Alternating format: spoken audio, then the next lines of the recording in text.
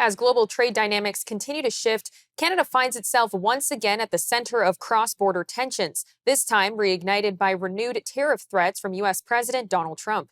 With Prime Minister Mark Carney and Donald Trump aiming to finalize a new trade agreement by July 21st, investors and policymakers alike are watching closely to see how the negotiations unfold and what they might mean for the Canadian economy. I'm now joined by Thomas Caldwell, chair of Caldwell Securities Ltd, to break this down. Mr. Caldwell, thank you for joining me today.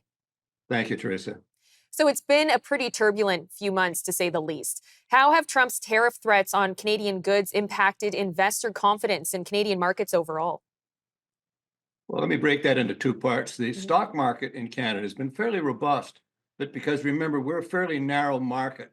We have large financials, our Canadian banks, and we have resources, energy, minerals type of thing. All of those done well. So the stock market per se has been pretty positive. Canadian banks are up 15, 16, 18%.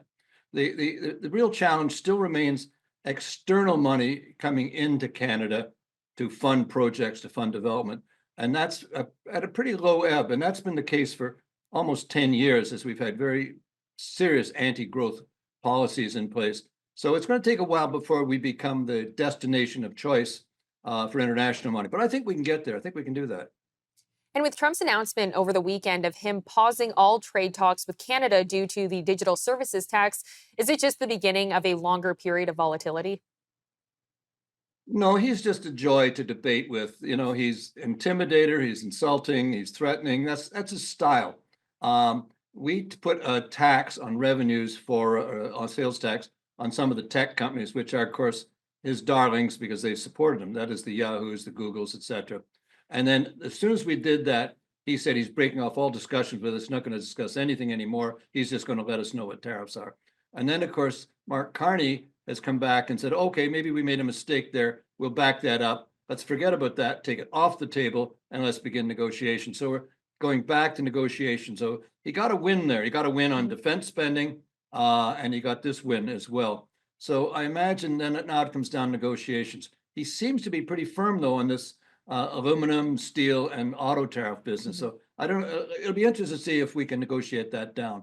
But we don't know. But talks have resumed once we caved on this particular tax issue. And are there any sectors or companies that could benefit from this new environment of protectionism? Well, in Canada, again, it comes down. We have a very narrow focus, and our capital markets have shrunk dramatically over the last 10 years. There's only half the companies on the Toronto Stock Exchange that there were 10 years ago.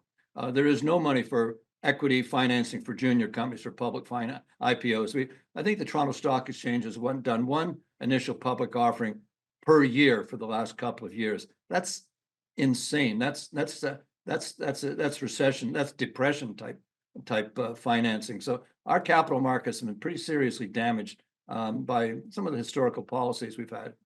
Well, Mr. Caldwell, thank you so much for the time today. You're very welcome.